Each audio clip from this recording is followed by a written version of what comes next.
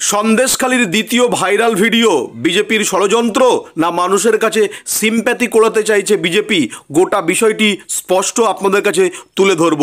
দ্বিতীয় ভাইরাল ভিডিওতে দেখা যাচ্ছে বসিরহাট লোকসভা কেন্দ্রের বিজেপি প্রার্থী রেখা পাত্র এবং সন্দেশখালী এলাকার মহিলা মোর্চার নেত্রী মাম্পি দাস, পিয়ালি দাস, তিনি ভিডিও ভাইরাল করে বলছেন রাষ্ট্রপতির কাছে সন্দেশখালীর যে সমস্ত নির্যাতিতা মহিলাদেরকে নিয়ে যাওয়া হয়েছিল এবং কারা নিয়ে গেছিলেন। অনুপ দাস, এক সময়ের বিজেপি নেতা, সেই অনুপ দাসকে তৃণমূলের শিবুপ্রসাদ হাজরার অনুগামী বলে দাবি করছেন রেখা পাত্র।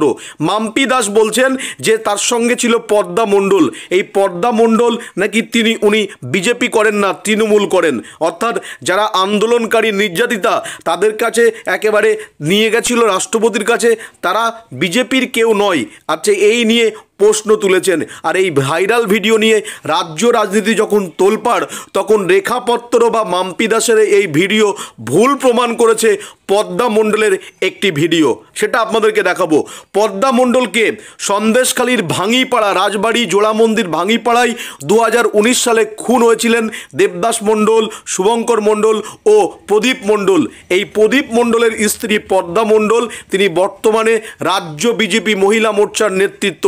এই মুহূর্তে লোকসভা নির্বাচনী প্রচার করে সারা রাজ্য জুড়ে রাজ্যের বিরোধী দলনেতা শুভেন্দু অধিকারী ও অভিজিৎ গঙ্গোপাধ্যায় প্রাক্তন বিচারপতি তাদের জনসভায় বা শুভেন্দু অধিকারীর সঙ্গে জনসভা করে বেড়াচ্ছে। এদিকে বিজেপি প্রার্থী রেখা পাত্রকে পদ্মা দাস সম্পর্কে প্রশ্ন করা হলে মুখে কুলু পেটেছেন, কোনো রকম প্রতিক্রিয়া দিতে চাননি।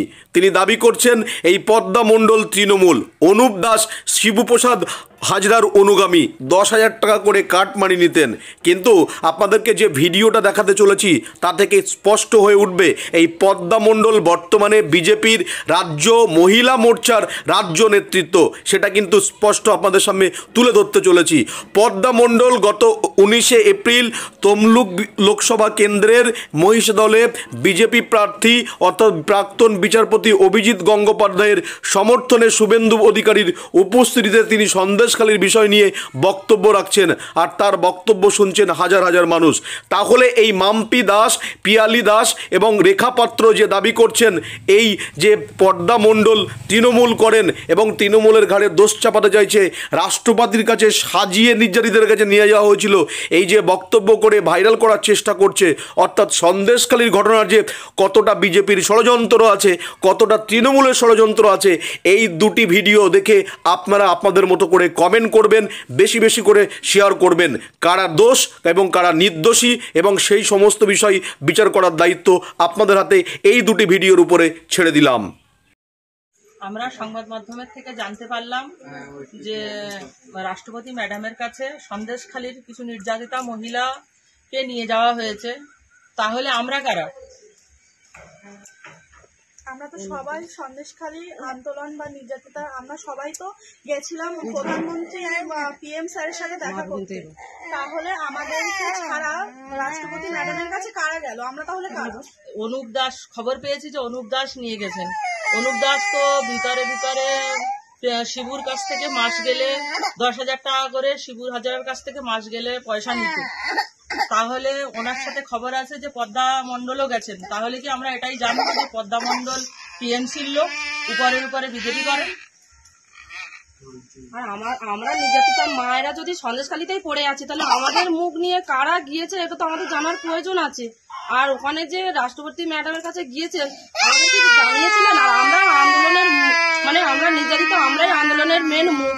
আমাদেরকে না নিয়ে গিয়ে অন্য কাউকে সাজিয়ে নিয়ে গেছেন, ওনার সাহসটা কে দিয়েছেন? TMC থেকে কি এটা কি TMC পার্টির থেকে কি উনি শিবু হাজার থেকে কি এই গোপনে গোপনে? আমাদের মধ্যে উপস্থিত রয়েছেন সন্দেশখালীর এক দিদি পদ্মা মণ্ডল। পদ্মা মণ্ডলকে কিছু বক্তব্য দেওয়ার জন্য অনুরোধ করব। ভারত মাতা কি, ভারত মাতা কি, দিকে দিকে মহিলা মোর্চা জিন্দাবাদ। নমস্কার। উপস্থিত ভারতীয় জনতা পার্টির সমস্ত কর্মীবৃন্দ এবং মঞ্চে উপস্থিত আমাদের সকলের প্রিয় আমাদের বিরোধী দলনেতা মাননীয় শুভেন্দু দাকে আমার প্রণাম এবং অসংখ্য ধন্যবাদ। এবং আমার এই ভারতীয় জনতা পার্টির সৈনিকবৃন্দকে আমার তরফ থেকে আন্তরিক অভিনন্দন এবং প্রণাম জানাই। আমি আজকের সুদূর সন্দেশখালী থেকে আপনাদের এই মহিষাদলে এসেছি শুধু একটাই কথা জানানোর জন্য।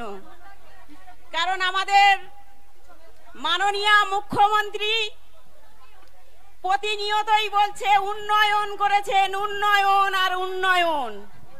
তো সন্দেশখালীতে যে উন্নয়ন করেছে সেই উন্নয়নের কথা আজ আমি আপনাদের, বিশেষ করে আমার মা যারা আছেন, আমার মা বোন দিদি যারা আছেন, তাদেরকে বলবো আপনারা একটু মনোযোগ দিয়েই শুনবেন যে সন্দেশখালীতে মাননীয় মুখ্যমন্ত্রী কি উন্নয়নের ঝড় তুলেছেন।